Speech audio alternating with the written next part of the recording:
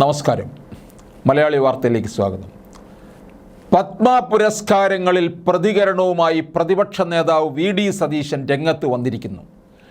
T. Padmanabhan, Sanu Mash, C. Radhakrishnan, Sara Joseph, Sajitha Shankar, Sujatha Mohan, M N. Karassery, Nedumudi Venu, doctor M V. Pillai, Deepan Sivaraman, doctor V S. Vijayan തുടങ്ങിയ പ്രതിഭാശാലികളിൽ നിന്ന് ഇപ്പോഴും പത്മ പുരസ്കാരങ്ങൾ അകന്നു നിൽക്കുകയാണ്.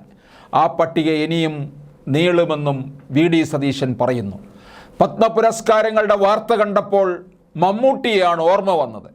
1998 പത്മശ്രീക്ക് ശേഷം അദ്ദേഹം അവിടെ തന്നെ നിൽക്കുകയാണ്. ഒരു ഇന്ത്യൻ ചലച്ചിത്ര താരത്തെ പത്മഭൂഷൺ, പത്മവിഭൂഷൺ ബഹുമതിക്ക് പരിഗണിക്കുന്നുവെങ്കിൽ ആദ്യത്തെ പേരുകാരൻ മമ്മൂട്ടിയാണെന്നതിൽ തർക്കമില്ല. ഇത് വി.ഡി. സതീശൻ ഫേസ്ബുക്കിൽ പോസ്റ്റ് ചെയ്ത കുറിപ്പിലാണ് പറയുന്നത്. പക്ഷേ മമ്മൂട്ടി ഏത് പക്ഷത്താണ് നിൽക്കുന്നതെന്ന് വി.ഡി. സതീശന് മനസ്സിലാകുന്നില്ലേ? പിണറായിയെ ഒട്ടി നിൽക്കുന്ന മമ്മൂട്ടിക്ക് എങ്ങനെയാണ് കേന്ദ്രത്തിൽ നിന്നുള്ള പത്മ പുരസ്കാരം കൊടുക്കുന്നത്? അതിനിവിടെ ഏർപ്പാടുണ്ടല്ലോ, കേരള ജ്യോതിയോ കേരള ശ്രീയോ എന്നൊക്കെ പറഞ്ഞ്. അതൊരെണ്ണം മമ്മൂട്ടിക്ക് കൊടുക്കട്ടെ. വി.ഡി. സതീശൻ പറഞ്ഞിരിക്കുന്ന കുറിപ്പ് ഇങ്ങനെയാണ്: ഏറ്റവും അർഹതപ്പെട്ട കരങ്ങളിൽ എത്തുമ്പോഴാണ് പുരസ്കാരത്തിന് വജ്രശോഭ കൈവരുന്നത്.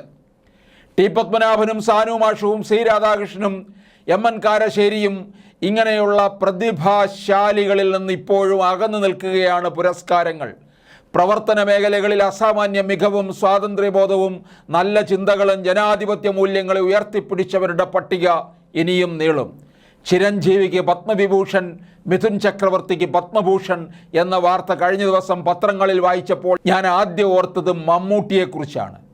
98 പത്മശ്രീ കിട്ടിയതാണ് മമ്മൂട്ടിക്ക്. 4 നൂറ്റാണ്ടിനിപ്പുറവും അവിടെ തന്നെ നിൽക്കുകയാണ് മമ്മൂട്ടി. അദ്ദേഹത്തിൻ്റെ സിനിമാ ജീവിതത്തെയോ അഭിനയ തികവിനെയോ ഞാൻ വിസ്തരിക്കേണ്ടതില്ല. ഒരു ഇന്ത്യൻ ചലച്ചിത്ര താരത്തെ പത്മഭൂഷൺ, പത്മവിഭൂഷൺ ബഹുമതിക്ക് പരിഗണിക്കുന്നുവെങ്കിൽ ആദ്യത്തെ പേരുകാരൻ മമ്മൂട്ടിയാണെന്നതിൽ തർക്കമില്ല. അല്ല, വി.ഡി. സതീശൻ എന്താ ഈ താരപുങ്കവന്മാരോട് ഇത്ര വലിയ പ്രേമം? ഈ താരപുങ്കവന്മാർ മാത്രമേ ഉള്ളോ ഇത്തരത്തിലുള്ള പത്മ പുരസ്കാരത്തിന് യോഗ്യത? നരേന്ദ്രമോദി സർക്കാർ അധികാരത്തിൽ വന്നതിന് ശേഷം മുഴുവൻ ഈ പാർശ്വവൽക്കരിക്കപ്പെട്ട പ്രതിഭാശാലികൾക്കാണ് ഈ പുരസ്കാരം പോകുന്നത്.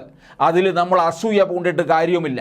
ദന്തഗോപുരത്തിൽ കഴിയുന്ന കുറേ താരരാജാക്കന്മാരെന്ന് നടക്കുന്ന, വീമ്പിളക്കി നടക്കുന്ന ഇത്തരത്തിലുള്ള പുങ്കവന്മാർക്ക് കൊടുക്കണമെന്നൊന്നും നിർബന്ധമൊന്നുമില്ലല്ലോ. പി. ഭാസ്കരൻ മാഷിൻ്റെ ONVയുടെയും സമകാലികനാണ് പോലും ശ്രീകുമാരൻ തമ്പി. പത്മ പുരസ്കാരത്തിന് എന്നേ അർഹൻ. എന്താണ് പുരസ്കാര പട്ടികയിൽ ആ പേരില്ലാത്തത് എന്നാണ് വി.ഡി. സതീശൻ ചോദിക്കുന്നത്. രാജ്യം നൽകുന്ന ആദരമാണ് പത്മ പുരസ്കാരങ്ങൾ. ഇന്ത്യ എന്ന മനോഹരവും ഗംഭീരവുമായ സങ്കല്പത്തെ കൂടുതൽ ഉജ്ജ്വലമാക്കുന്നതാവണം രാജ്യം നൽകുന്ന ആദരം. ആ ആദരമാണ് 2014 മുതൽ നമ്മൾ കണ്ടുകൊണ്ടിരിക്കുന്നത്. എത്രയോ കുപ്പയിലെ മാണിക്യത്തെയാണ് മോദി സർക്കാർ കണ്ടെത്തിയത്. അല്ലാതെ ഇത്തരത്തിലുള്ള ഈ താരം എന്നും പറഞ്ഞ് നടക്കുന്ന കുറേ പൊങ്ങന്മാർക്കല്ല ഇത്തരത്തിലുള്ള പുരസ്കാരം എത്തേണ്ടത്.